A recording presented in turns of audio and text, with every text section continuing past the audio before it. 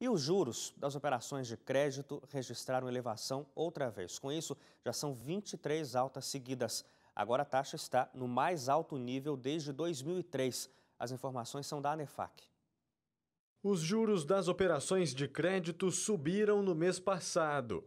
A maioria das linhas registrou elevação, mas o destaque é mesmo para o rotativo do cartão de crédito. Os juros dessa linha passaram de 447% para 451% ao ano em agosto. Na sequência está o cheque especial, que passou de 293% para 296,33% ao ano em agosto. Considerando todas as modalidades, a taxa de juros média geral para a pessoa física apresentou variação de 155,48% ao ano. A ANEFAC afirma que para os próximos meses a tendência é de que as taxas de juros das operações voltem a ser elevadas.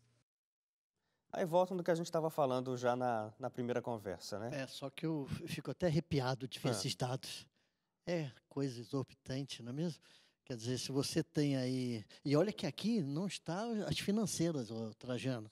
As financeiras é mais alto do que o cartão de crédito.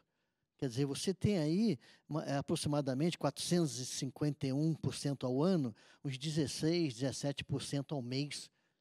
E agora, compara com uma poupança rendendo 0,5%, ou o melhor juros que é pago aí para você fazer a aplicação 1%. E olha o que eles ganham aqui. É terrível. Ô Trajano, uma das coisas que você sempre levanta aqui sobre essa questão de taxa de juros, por exemplo, a manutenção da própria taxa Selic, né, que é a base, pelo menos supostamente, é a base para esses juros todos que são cobrados da população brasileira, continua no mesmo patamar já há vários meses, mesmo com a mudança efetiva do governo, a projeção é de que isso vai se manter durante algum tempo ainda e continua castigando a população. Continua castigando a população, ou seja, não há uma política nem do governo Dilma e muito menos do governo Temer de enfrentamento dessa questão. E a justificativa do governo é a pior possível, dizer que aumenta a taxa de juros para combater a inflação, quando nós sabemos que a inflação hoje no Brasil ela está diretamente ligada a produtos básicos que não são comprados financiados. Por exemplo, nos últimos 12 meses, nós tivemos um aumento no preço do feijão em 3 vezes, e feijão não é comprado financiado. Ou seja, nós não temos no Brasil hoje um excesso de demanda, por isso os preços estão aumentando. Nós temos sim uma redução da safra agrícola, projetado para uma queda de oferta. De oferta, uma queda de 10%, e aí sim, taxas de juros cobradas dessa forma. Por exemplo, uma família que deve R$1.000 hoje no cartão de crédito, se deixar essa conta em aberto, daqui a um ano vai estar devendo R$5.500, ou seja, R$4.500 a mais, né? Que é o banco que está recebendo. Não, mas uma vergonha isso. O problema todo é esse, que você tem a taxa Selic 14,25% ao ano e tem 451%. Quer dizer, o que é isso? É o risco. A taxa maior é o risco que o banco nunca quer perder. Ou seja, aquela pessoa, 2, 3 que não pagam, não tem problema nenhum, porque um que pagou já cobriu tudo. Já pagou por todos os que todos. não então, pagaram. É isso que é o absurdo, entende? Quer dizer, então você acaba nessa situação que nós temos. Quer dizer, então a taxa Selic, sim, tem que abaixar, mas também tem que ter uma política aqui, né, nos banqueiros, que são aqueles que nunca perdem, né? Qualquer crise que nós tivemos, você conhece, estuda bastante isso, nós nunca tivemos problema de banqueiro perder. Sim, e agora... Empresa sacrifica, não é? Mas banco, nunca. É esse que é o problema. E ainda o governo coloca banqueiros para cuidar da economia. Essa é a crítica que eu faço com frequência. Que é uma boa equipe, que a gente já falou, mas tem isso aí que ele está... Ou seja, banqueiro vai trabalhar em função de interesse de banqueiro. É uma vergonha um país como o nosso ter uma situação dessa com a maior taxa de juros do mundo.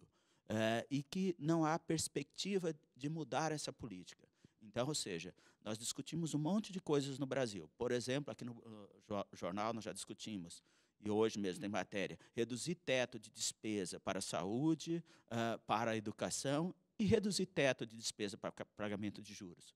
Por que isso não é discutido nunca, Trajano? Se pelo menos os economistas que vêm aqui no Jornal do Novo Tempo, todos são praticamente unânimes em concordar com isso, de que é preciso um trabalho, um estudo feito sobre os juros da dívida que o Brasil paga para os bancos, que seria isso o estopim para a gente ter essa situação que a gente tem hoje, de juros excessivos cobrados da população, para que o país continue pagando os juros da dívida. Por quê? Ninguém jamais pensou em sentar e negociar mexendo com isso. peixe grande, né? A verdade é essa. Quem é que entra com dinheiro? Quem é que está ali segurando? Né? É o setor financeiro, é os bancos, né? Os banqueiros. Sim, o problema é isso. Quem manda nesse país na área financeira, infelizmente, são os banqueiros. Nós elegemos um grupo de deputados, senadores, presidente da República, mas esses são patrocinados, na maioria das vezes, por os banqueiros. As grandes redes de TV e de imprensa comercial também são patrocinados pelo sistema financeiro, e aí, consequentemente, nós temos uma dificuldade tremenda de levar isso a conhecimento da população.